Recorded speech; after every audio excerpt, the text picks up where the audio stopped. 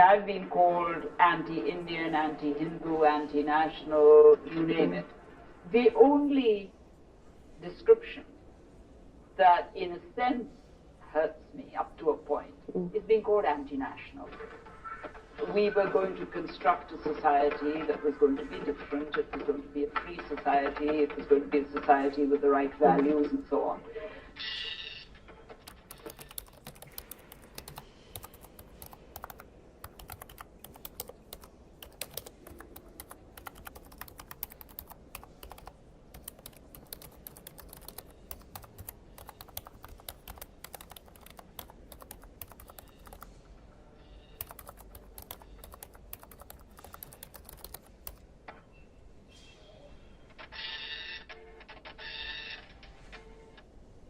My dear Kumari, I've just come back from Kabul where I spent 2 weeks. I felt so safe. Even in overcrowded markets, I felt safer than I do in Delhi. It was strange to see how gentle the Afghan men I met were. I kept wondering if these men have two sides to themselves, or the violent ones are different.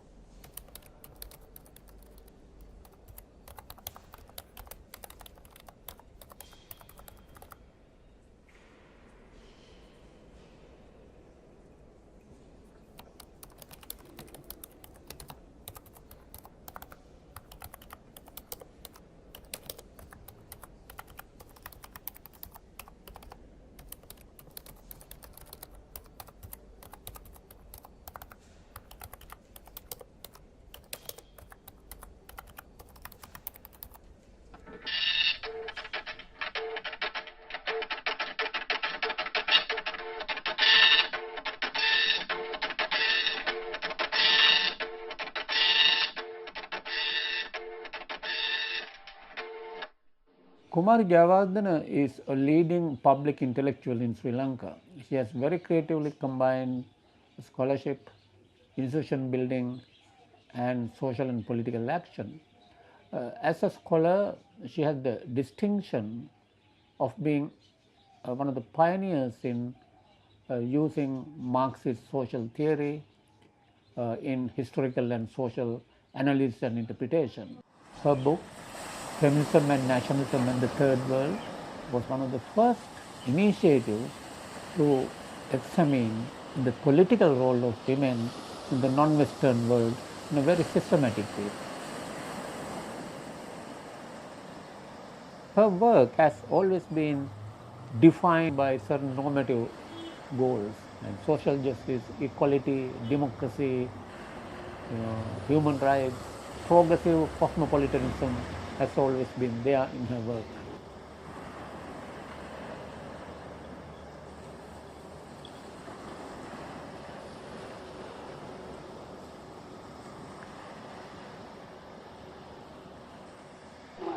Was there a time where you thought, I'm a socialist? Or the idea became important to you, perhaps the idea of socialism itself? I don't think I can point to any particular moment, but the S.A. Vikramasinghe has lived in our house off and on from the time I was quite a small child, because Dr. S.A. Vikramasinghe and my father were friends from their student days. Yes. And of course he was the leader of the Samasamaja party in the 30s and later the Communist Party, and his wife Doreen was very active in Suryamal movement and politics, and later became a member of parliament. Also my father was in politics. He was in the state council in the 30s, 36 to 46. So there's a lot of political talk in the house. My mother came from a British Labour Party background, and as a young woman she was active in the north of England, and her father too. So, you you can't really say there's any movement. It is possibly that I have not known anything else except the idea that when you work, you do something in the public domain, then politics as a normal thing, not an unusual thing, and then socialist politics as the only sensible thing that you could possibly do. And then, of course, when I went to England, I did political science, so and I was active with Sri Lankan and South Asian and other students from colonial. From the other colonies? From other colonies, yes. And then in the anti-apartheid movement and nuclear disarmament, and there were plenty of things going on in London at that time. So we were activists from the word go as students in England. Were there any formal organizations that you were part of in any way? Or? I mean, we were in student groups, Sri Lankan group. I was part of Indian Majlis also, which was mainly composed of leftists. But when I came back to Sri Lanka, since my work also was on trade union movement and working class movement, I tended to move with in those circles. So. But something that's interesting is that the bulk of your doctoral work and the book, Rise of the Labour Movement, looks at a period of the trade union struggle and working class history, which predates, right, the formation of the sort of LLSP and the CP and socialist parties in Sri Lanka. How did your work on that period intersect with contemporary politics? Well, it was received well, and there was no big controversy like happened in later years. I suppose all would have agreed that that was some kind of democratic resistance to colonialism and other forms of oppression which were there. And then 1971 happens, the first JVP insurrection. How did you respond to both the insurrection and the state repression? Well, by then I was teaching at Colombo campus, and we knew something was afoot. There's a lot of interest in Cuba, in Che Guevara, both Peradenian students in Colombo, and there's a Cuban film festival was on, and just to see a shot of Che Guevara, one particular film, that the hall would be absolutely packed just to see that shot. I remember those things. Later, of course, the police became interested in who organized those film shows and so forth. And about 50 students were arrested, Colombo campus students. We visited, group of teachers visited them in jail and let them sit exams and got permission to give books and so forth. So that was a rather unique thing, that for once people in jail were allowed to sit exams and meet their teachers. That was one aspect. The other was that a group of us formed the civil rights movement. That was also in 71, because a lot of repressive legislation, apart from the repression, which was very brutal, they were bringing in repressive legislation to try people. So a group of political people, professionals, academics and others got together to start the civil rights movement. And by then the Social Scientists Association was formed, with which I was linked in 77, after the election when there were riots. That's right. And so scholars of our university, people of all communities got together to form an association to combat the sort of growing communalism. Growing communalism and chauvinism. And one of their first tasks was to demythologize history. And there was a conference at which the papers were presented, and that was our first book, which came in 3 languages and therefore created a bit of a stir. And that's ethnicity and social change. Ethnicity and social change, where particularly people were upset that what we call the Vijaya myth was questioned, and not by anybody except the most distinguished scholars in the field. We were very much influenced by Ramila Thapa, Bipan Chandra, Habans Mukhia, who were doing their own challenging of Indian history, divided into Hindu and Muslim phases. And then, of course, from Europe, the whole debate on underdevelopment and the writings of Gunda Frank and Wallerstein, and then latterly Edward Said with his Orientalism, and that we were not just looking inwardly at Sri Lankan history, we also had the other networks. So SSA and the people who were linked to it always had that eye to the outside world. The establishment of the Social Scientists Association by a group of academics in the late 1970s was one of the key turning points in institution building towards an alternative social science knowledge production. In that effort too, Kumari played the pioneering and leading role. Social Scientists Association has been engaged in conducting research, publications, organizing seminars and workshops, as well as intervening in current issues of political and social debate. That I can ask you, this is the book. We'll have to, SSA to publish, we have to put a bit of gender sensitization. Cook like mommy, cook like mommy. Try to make it daddy. And she has put daddy. No, put mommy. You want to make it and reinforce stereotypes. Oh, I see. Because there might be some issues around. Yeah, because we are trying to now change the school text also, and in fact, at Kamala says, what is a girl, what is a boy? There is a picture of a boy cooking. Always it's the mother, sweeping, cooking, feeding, and the father is reading, and that kind of thing. We want to show the opposite thing.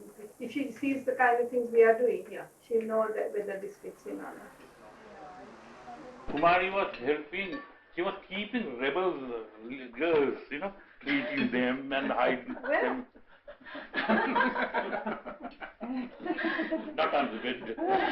Kumari was providing a car, to bring them here from Vilpattu, Here you're going to get barrel from shouts, right? No, that was not because we supported the JVP, because No, not there. Civil rights movement, we were supporting the civil rights of anybody arrested and tortured and taken before the CJC, Yes. Some of the JVP mistook that these people are with us politically. I don't see any of us politically. Kumari, you have to tell them the story of when you demonstrated against the Pakistani soldiers. Yes, a very unusual thing happened. The same week as the JVP insurrection in April 71 was the week when the Bangladeshi liberation movement against Pakistan took place. We found a group called Friends of Bangladesh. A lot of people from various organizations joined that, and we had a picketing and a demonstration outside the Savoy against the film festival, and the Pakistan High Commissioner was also the chief guest at the film. So I went up dressed in salwar kameez to the room where they were showing, projecting the films, and said, please flash this urgent message from a doctor. Dr. Mujibur Rahman wants Dr. Amashona Bangla to meet him outside, and they flashed it. So he jumps up and comes running out. Meantime, we had disappeared. And also we did the same thing in the newspapers. Right in the middle of all our troubles, this was going on, and I remember something, why are you worried about Bangladesh? What about Lankadesh? We are also in the middle of a crisis. Many of those are the days,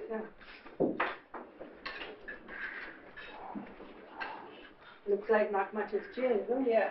All the time in permanent revolution, permanent crisis in Sri Lanka. That's a May Day picture taken. All the leading left personages were there. There's Leslie Gunawardena on the left, and N.M. Pereira, Bernard Soiza, Anil Munasinghe, and Colvin Adi Silva. Kumari, these are trade union photographs by the looks of it, aren't they? Yes, I spoke at many trade union meetings. One, because I had written on trade union movements, so the trade union leaders knew my work. So I used to be invited. And also then when International Women's Day came, it was like an extra reason for me to get on these platforms and raise the issue of women workers. And once at a stenographers trade union meeting, there were no women, although 80%, 90% of stenographers were women. So I raised those issues, saying, why don't you have more women? And the next day I got a call saying, we are thinking of putting 2 women on our committee. And yes.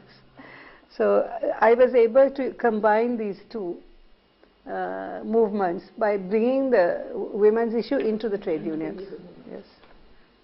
Now this is obviously a short of a meeting here on international women or in International Women's Year, but I know that you did go outside the country to the Socialist Women's Convention in East Berlin. That was one meeting, and you also went to India. Yes, but before that let me say that in 1975 when we were invited to speak at these various United Nations Women's Year and then later Women's Decade meetings, we had not been active in women's movements. I mean, all of us were doing our jobs. I was teacher in political science at the Colombo University, but we were called upon. And we had to think on our feet, in a sense, of what are we going to say. And it is by addressing these meetings, that by being on our feet, that we had to now recognize the exploitation of working women, of social oppression, of patriarchy, and all these issues. It was a learning process by participating in this. And it is much later that the new wave of women's groups started. That's true. We were exposed then to the international women's movement. And then that was all activists. But from that came a participation in the more research-oriented.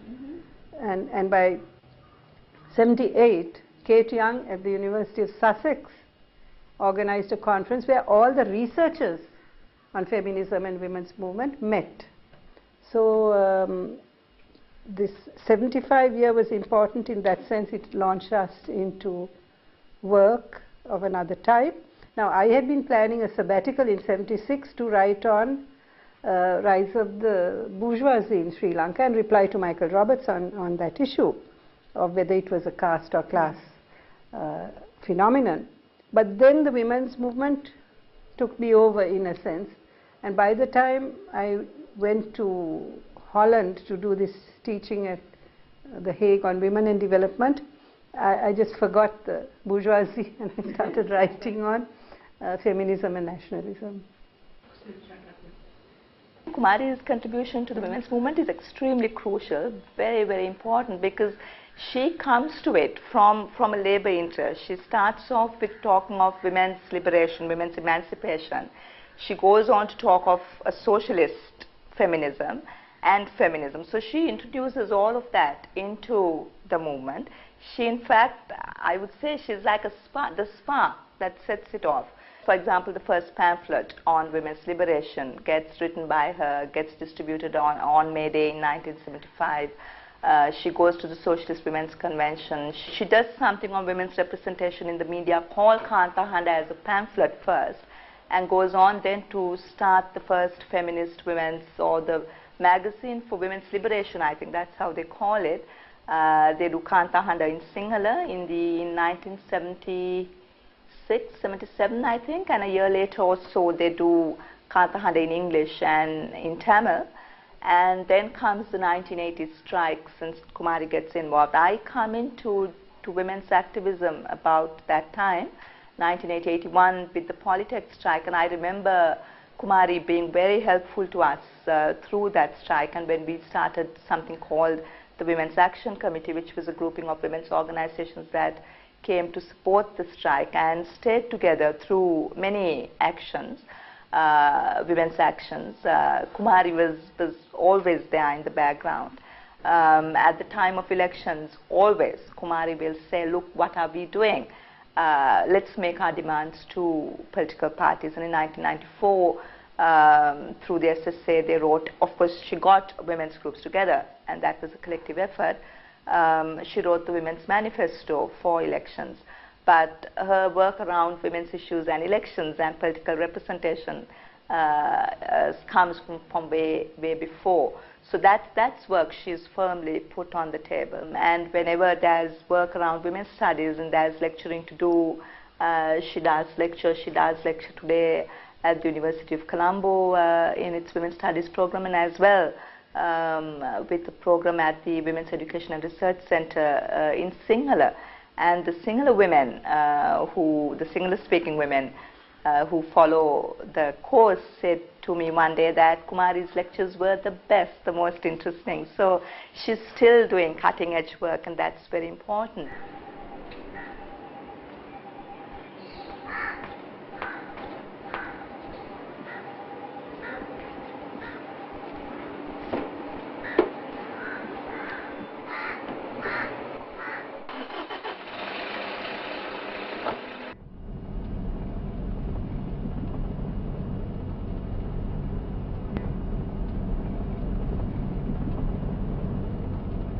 This is Colombo campus, the new buildings on this side, and the older section is across the road. Here is the Faculty of Arts. I used to teach at this university. I taught for 15 years, and during that time we started this work education in the evening. Some lecturers who were interested joined us. That's still going, and then they got their own separate building. Do you want to stop? This is a Institute of Workers' Education, Colombo.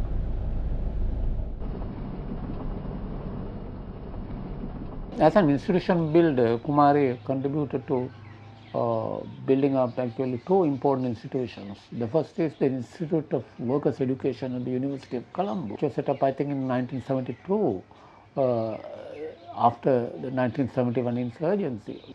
During the insurgency, the universities were closed down by the government. So some of the left-oriented progressive academics at the Colombo University, once again I must say led by Kumari Javadana, came out this idea of setting up a Institute of Workers' Education, and that enabled political activists, trade union activists, and other workers who didn't have formal qualifications to enter the university system.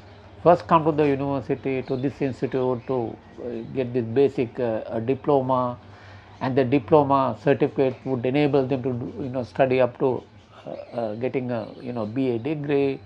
So that was, I think, one of the most important initiatives in terms of institution building. So what were the subjects you taught?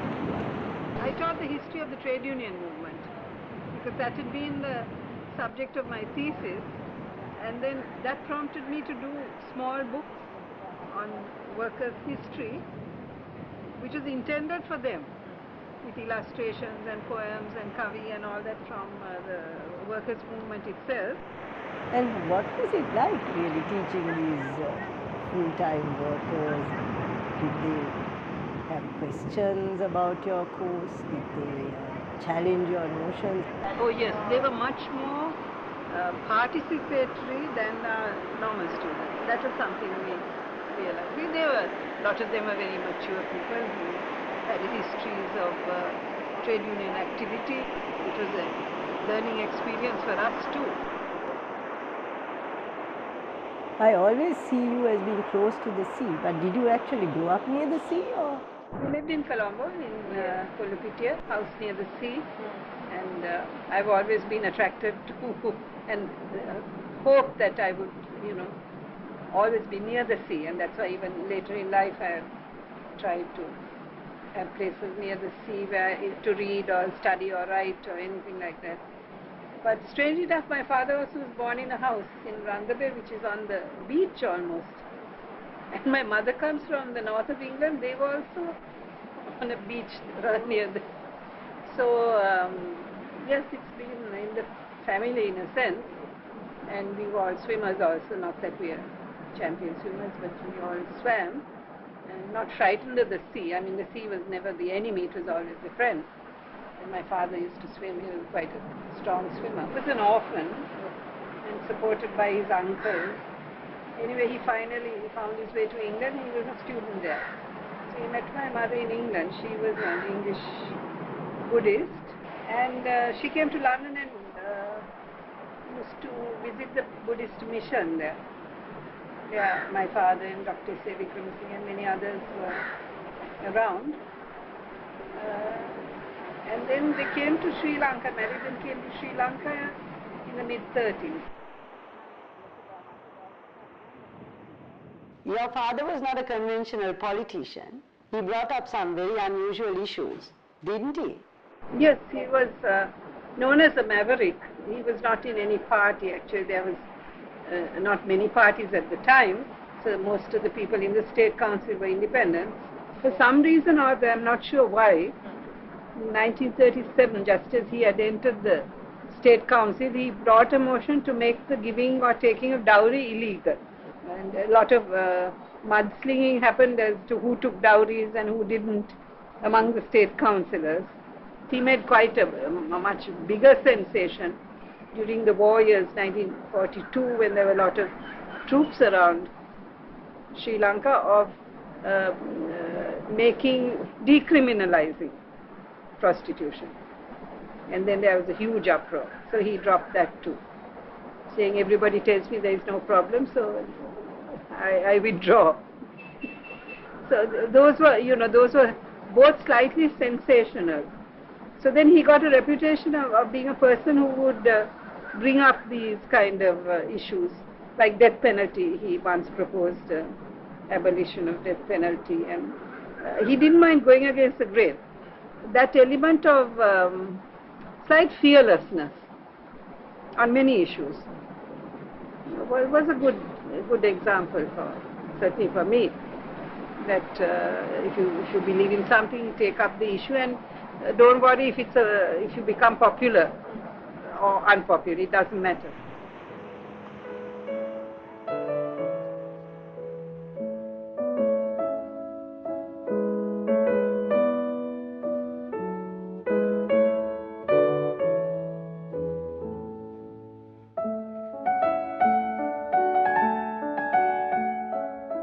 So was your mother then part of that tradition of women who came out here from the left, from the progressive left in England? Was she a part of that tradition? She came from a family. They were left-wing Labour Party supporters, and my grandmother was in suffragette movement. So her whole background was in movements of protest. And they themselves were unusual in that they were not Christian and they didn't believe in the school system and capitalism and the health system. I mean, they were non-racist as a result of all that. She was part of women dissidents who found themselves in a colonial situation. She had many friends who were theosophists, and that's how I got interested in their particular kind of rejection of orthodoxy in every sphere of life. So when you now look back on your mother, what are the things you remember most about her? As a child, she tried everything with me. Sent me to Western dancing class, Oriental dancing class, and then art class and piano, violin too. I preferred to go out and play hockey and tennis for some reason. It may have been my way of revolt. Nobody could ride a bike or drive a car or indulging in any sports. She may have preferred that I become, something like in that line of the humanities. I mean, not just boring economics and politics or political science or law, all the three things I did.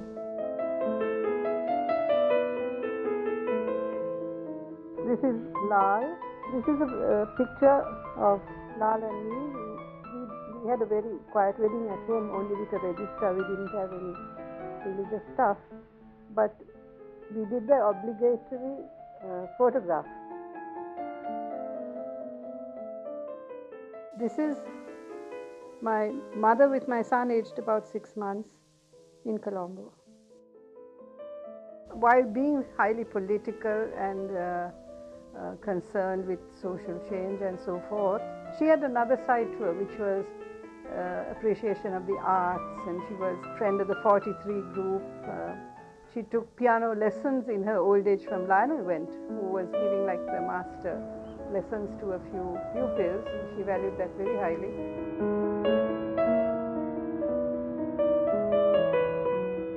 It couldn't have been easy for her living in a distant place. It was her music that kept her going.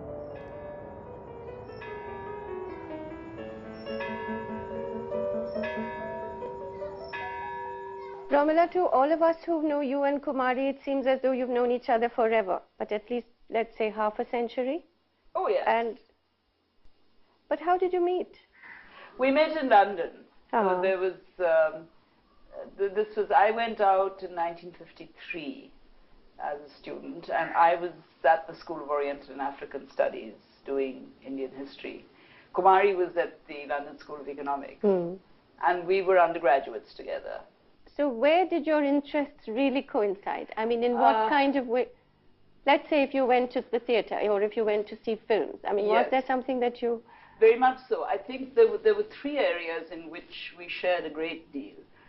One was, of course, that the early 50s was soon after independence, or leading up to independence in the other case. And there was a tremendous feeling of we're free. Yeah. We have to express ourselves.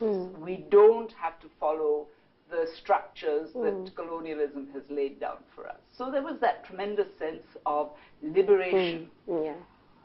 Secondly, London was the kind of place where everything under the sun was happening, and not just in terms of theatre and art and jazz, but also in terms of political movements. And then there was, of course, the context of the rest of the world. The mid-50s, the early 50s to mid-50s was the period when all the African countries were fighting for liberation. So there were huge gatherings of freedom from colonialism for Africa and movements like that. And I remember endless Sundays when we went on marches, having spent all of Saturday writing posters and, you know, carrying them down and so on. Kumari then went into quite an active political, how should I put it, engagement. So have you been following that? Each time I've been to Sri Lanka, we have talked. And so over the years, one has been able to see the positions she's taken and how she's moved. In the 70s, I went to Peradeniya for a term and taught there, and I saw a lot of her then, and a lot of her and her friends and so on. It was a kind of, you know, swimming in the same pool, as it were. Do you read each other's books? We read each other's books, yes, indeed, indeed, yes. So is there any of her works, because they've ranged quite widely? I mean, well, I think, for example, her feminist writing is something that has made a tremendous impact on me in terms of possibly even more, not that I have widely read feminist writing anywhere, but it's what made me very much aware at the beginning of a dimension that was missing in my own appreciation of what I was doing. And, I mean, if at all I had gone in for this, it would have been very much as a result of reading what she had written. I think Kumari would be delighted to hear that. No, have really, you told her that? Well, I don't know that we've ever talked about it. I mean, I know that her Feminism and Nationalism is a major work. I mean, it really was a very significant contribution. So, so she's had that kind of engagement with nationalism from a very feminist perspective. And that is what you know, impressed me enormously, because even if one is working on a very early period of history, the point is that people like myself are the products of nationalism. Yes. Kumari too. I mean, this was partly what we had in common in the 50s. And therefore, her particular sensitivity to the way in which feminism and nationalism come together is something that made a very deep impact on me. So this is Feminism and Nationalism in the Third World by Kumari Jayawardena, one of the iconic books on feminism. And even though it was written in the 1980s, remains to some extent on every curriculum that you would read on feminism all over the world. And I think the really important part of her work is that though people from Rosa Luxemburg onward, there were women political writers and people from Egypt and Iran who had written about politics, it was mainly about their own countries or very theoretical. And so what Kumari does, and which I think is truly exceptional, is that she makes a theoretical argument and then uses many case studies from comparative case studies from different parts of the world, and she deals with both the political and the social. And I think that's what is the strength of Kumari. Kumari, in your recent writings, you have pointed to the pernicious nature of fundamentalism and nationalism. But in your earlier work in Feminism and Nationalism, you pointed out that actually, historically, nationalism has played a progressive role with regard to women's rights. So what happened and what went wrong? I think I would make a difference between nationalism, which leads to ultra-nationalism and exclusivist ideas, and national liberation struggles, which are linked to fighting imperialism, colonialism, and so forth. Where nationalism per se is concerned, it's generally bad news for women, whether it comes from the Germanic stream, which then ends in kind of fascistic ideas, or whether it comes from purely based on some ethnic or religious identity and denies any power to others. That's one scenario. The national liberation struggle, I think, is a totally different one. And then many people who commented on the book pointed out that that is perhaps the only occasion. If it's national liberation, it could be something where women's issues do come up, not just from women themselves, but by men who are in the movement, who find it appropriate moment in history to bring the issue to the fore. People like Gandhi or Nehru or Sukarno or Ho Chi Minh or Sun Yat-sen or Ataturk or wherever you look in a whole range of countries, you see this support, which is slightly unexpected. So, but once you make that link between women's struggles and the liberation struggles, you can see why it happened. The colonial encounter was not always negative, as you pointed out, in white women's burden. Do you feel that women under colonialism played a different role than the men? Was there something about the colonial experience from the perspective of the colonizer, that the woman in colonialism was in a different role than men? Women played a key role because as women they were oppressed, just as the colonial people were oppressed, meaning they had no rights. And ironically, colonial people got some rights, colonial males, long before white women got those same rights. Yes, it's really ironical. So those women who knew another oppression, namely their own patriarchy, often was sensitive to apply to colonial peoples. I mean, one doesn't want to generalize. Can you give us an example? Well, the example are the numerous women who came out who were dissidents. What is it about them that attracts you? That they were rejecting their own societies in a period of the heyday of imperialism, which was a pretty bold thing to do. For example, the Theosophists, Annie Besant and Blavatsky, who came out of other struggles, Annie Besant particularly out of the working class and socialist movement, and then she moved on to Theosophy, and then ended up in India, in Madras, believing in some weird stuff. Maybe because they're creating a scandal about issues. It's not that the men never revolted, but that these very vibrant, dynamic women who became world famous were able to highlight the nationalist cause. Nivedita through her Irish nationalism, and they say even her anarchism. Meera Bain through her devotion to Gandhi. But she went around the world being anti-British. She came from an admiral's family, so she was an upper-class woman, betraying her class, her country, everything. going around advocating Gandhi's policies, and then coming and touching his feet and being his disciple and doing a whole holy mother number. And so when Gandhi died, she withered away in a sense.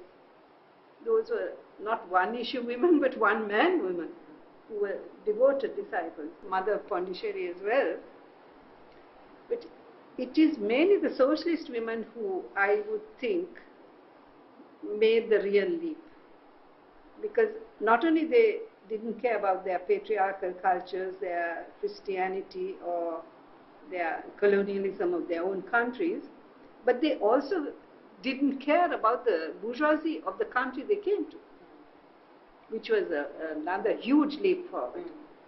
That, for example, Doreen Wickramasinghe, the minute she started opposing imperialism here, the minute she started critiquing local capitalism, then she was no longer the Sudu Amma or the Sudu Akka. She just became the Ratu, the red subversive woman.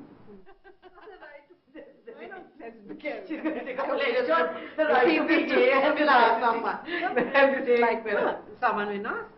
Kumari, what about contemporary women? What about now? So, who do I admire most? Okay. Not admire, but who do you associate with more? You feel, you know, I'll tell you, women who've influenced me. Yeah. Well, I would say Ramila Thapar, because we knew each other from a long time, like as students. Some of us were just watching in envy how she was whizzing through her studies and traveled and had these wide networks and wrote, and then later she came back and challenged all the communalists in India. She has influenced me a lot.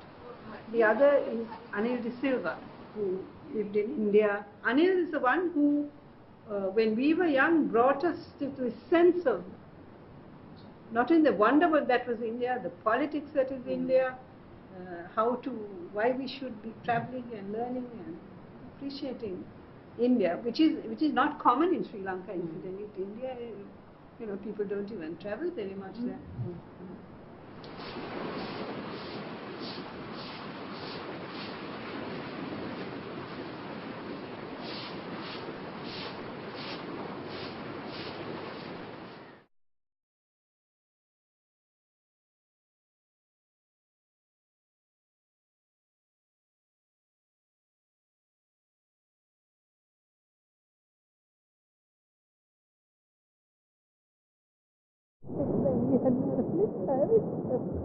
That's like an SSC textbook, no?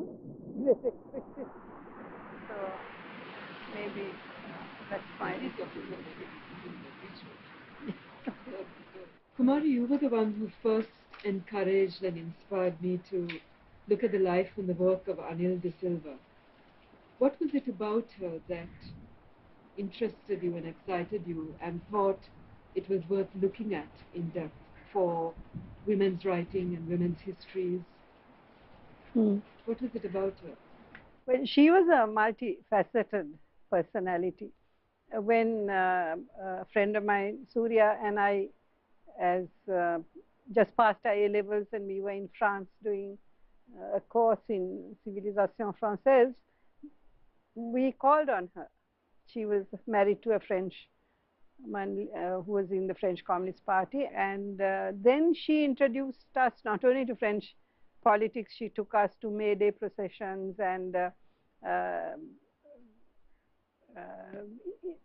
various kinds of activity where Picasso was signing his lithographs, and Yves Montand and Simone Signoret were there, and that whole French left crowd were around. What are the things about her that you admire? Well, her style and her interest in both the arts and politics, and her ways with people, her generosity, her hospitality, though she hadn't much income, and also her cosmopolitanism, maybe without a narrow nationalism. it was unusual at that time for Sri Lankans to be pro-Indian, but she brought that Indian thing into the lives of the young people she knew. Certainly, I knew nothing about India, and she opened the door in a sense of saying there's a fantastic new world out there, and it's ours. I mean, we are part of the whole thing. She was very much into that. So fusion and hybridity and this sort of meeting of East and West was very much a part of her. Yes. And she was constantly negotiating that. Was that another aspect of her that, in a way, resonated with your own identity of having a Sri Lankan father and English mother? You see, early on, I consciously thought about being a good Sinhala Buddhist. And in school, I may have resented this hybrid origin because it made me look different and react differently, and people treated you slightly different, asking you, are you a foreigner? And it still happens, actually. Later, then I thought, no, this is the advantage I have. And when did that start? That started when the ethnic troubles started. Then I started saying, hey, I'm not Sinhalese for a joke. And then I started saying it publicly. And then I started feeling, yes, I mean, okay, I have the great advantage of not having roots. And all the slanders and the defamation and all that took place when we were saying these anti-chauvinist things, they targeted me as being the one without roots, being Sankara, which means without culture or roots or mixed in a bad sense. Does it bother you? How do you deal with it at an emotional level? I think I was fortunate in that my father was in politics. He championed the Malayalis in the 30s, and he was known as Kochi Soiva. And wherever he went, they shout Haro Hara. So if you're brought up with your father being told you're just a Kochi person and you're not true Sinhala, then, and he would have treated it as a big joke. Then in school, a girl asked you, are you Eurasian? I didn't know what the hell that was. So, you go through all this and then you move on. Eurasians are all about this latest book that you are writing. Well, yes. I call everybody Eurasian who's mixed. It's a book on hybridity, but it's a political book, because what I found was that the Eurasian population in India and Sri Lanka were the earliest proto-nationalists, like 50 years before nationalism came on the scene, because they had been linked through their education to ideas of the Enlightenment and French Revolution, poetry of Byron and all that kind of protest movements, Greek War of Independence and so forth. And they were writing on sati, women's education, and on secularism. And being Eurasian, they had no caste. They were above all these caste Hindus and Muslims and others. They could take a stand.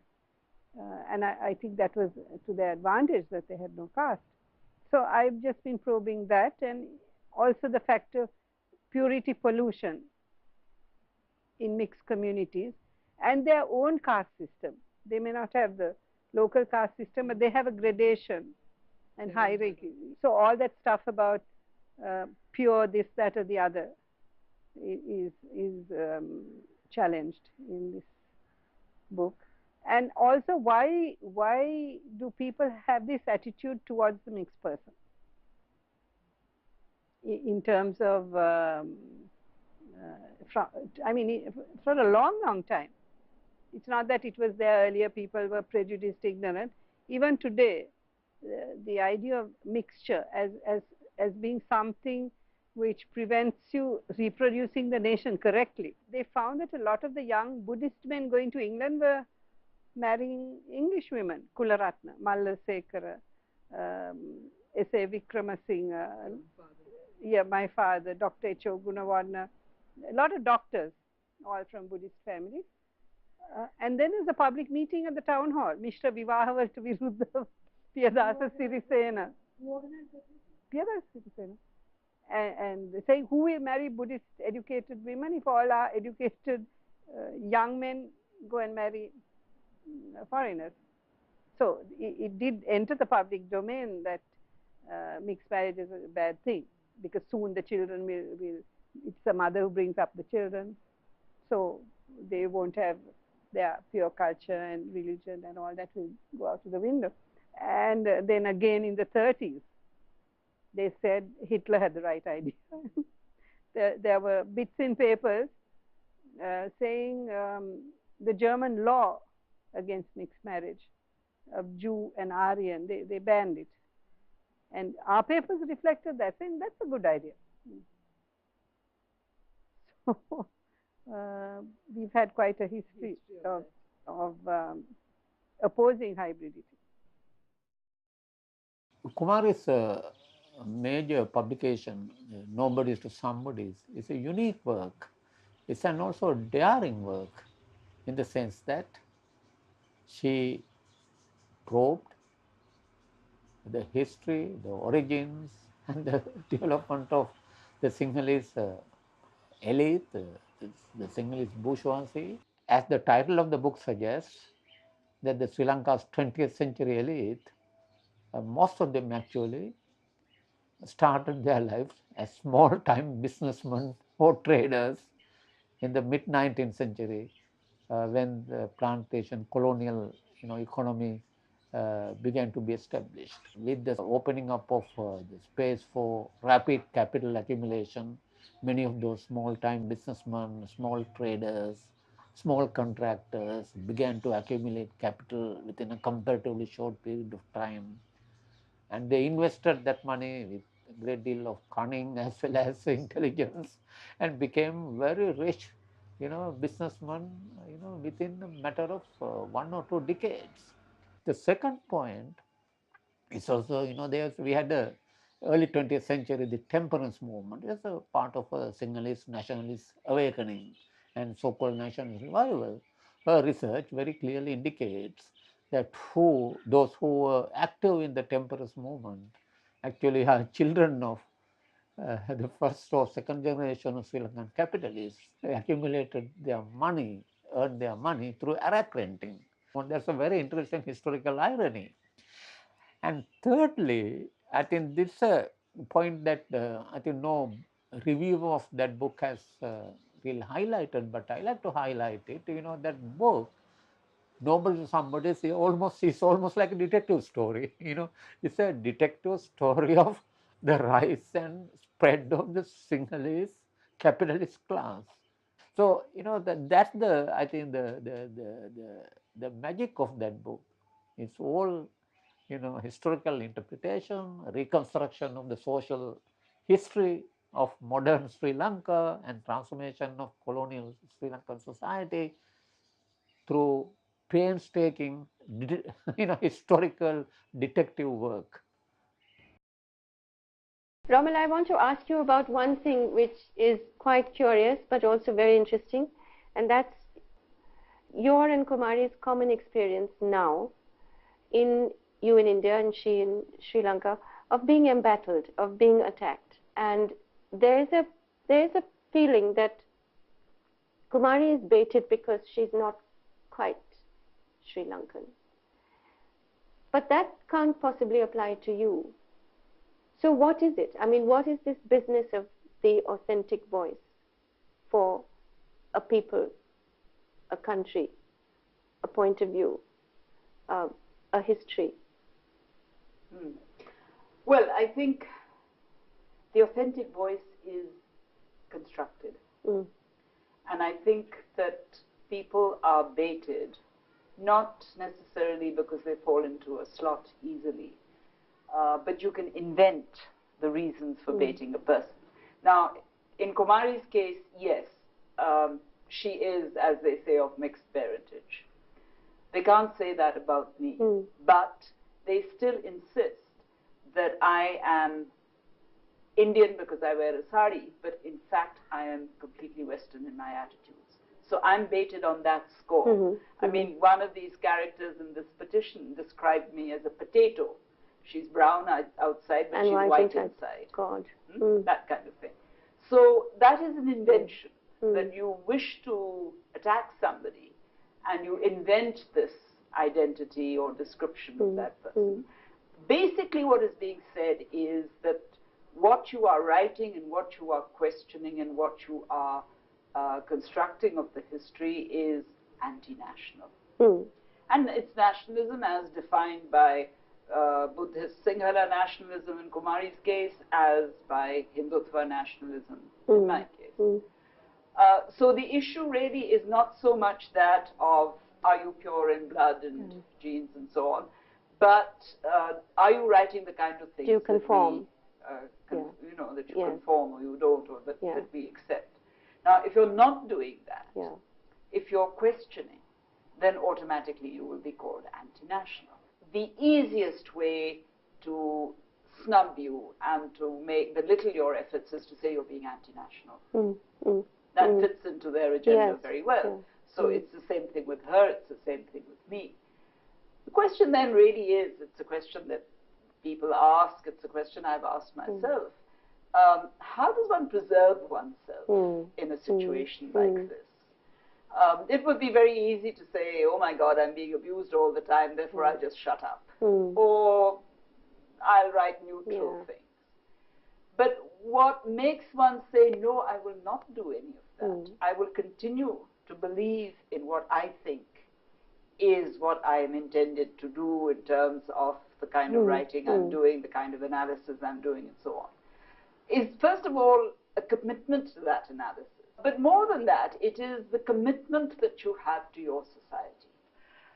But I think essentially what has really kept us, as it were, still deeply involved, in spite of politics having gone sour, is precisely the point that politics is not the only way. That there is an essential quality which relates to the nature of human society, which is different, which needs to be sustained, nurtured, and which needs to be regarded with great vigilance all the time. So I think it's that, in a sense, that both Kumari and I have been doing, is that we've been leaping out every time things happen which we feel are against what it was that these societies began with in the 1950s and what we had hoped for. And that, in a sense, is not only what has kept the friendship together, but what has kept us sane as human beings.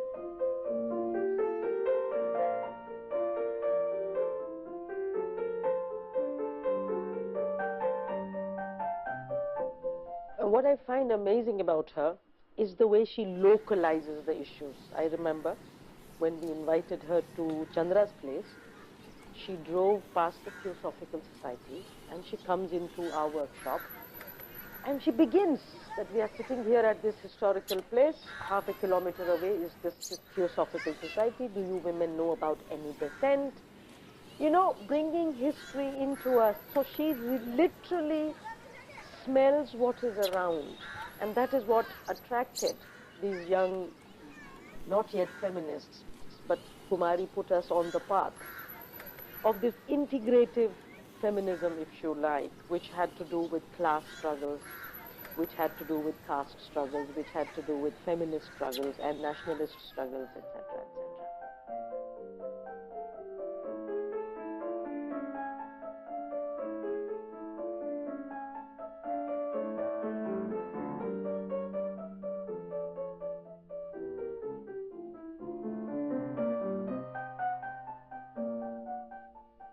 For us as women, as sort of women of my generation, Kumari's, her brand of feminism, which in a way is there are feminists and feminists, but she has shown us the possibility of having a very progressive kind of politics, of allowing people choice, of allowing them to decide of human rights, of celebrating this kind of cosmopolitan identity that she has talked about, of not needing to be fixed in any particular way. I think that has been very important for us in our personal journeys, if not for our political journeys, and for the way we have been sort of guided by her to look at what is happening in the political spectrum in Sri Lanka today.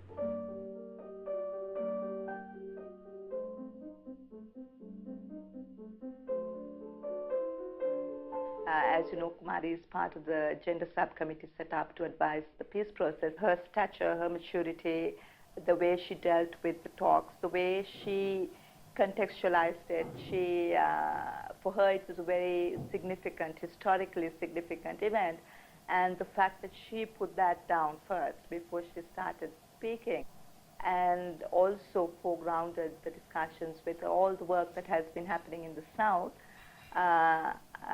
created a kind of rapport that made the talks quite easy, quite friendly. She was able to bring some issues on, discuss it, take it off the table when she felt we were getting nowhere, bring it back onto the table.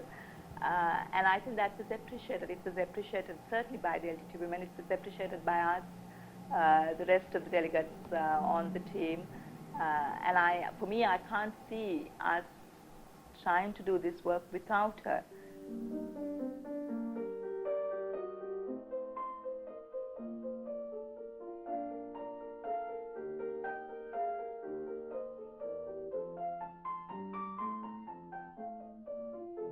She's a regional person. I mean, I don't really think of her as being only Sri Lankan. I think we all own her. I think it's marvelous to be able to own her. And she is extremely located in all of the countries. And so she'll see the political links, she'll see the social links, she'll see the historical links, the feminist, of course, because she does all these regional things as and when she can. And she'll make that attempt and keep it up to keep the links as alive as possible, whether it's, just through personal contact, or through actually trying to forge a relationship in some more, I don't want to say permanent, but maybe in a way that has wider access. So she'll edit books, she'll do conferences, I mean, all of that is part of building up that solidarity.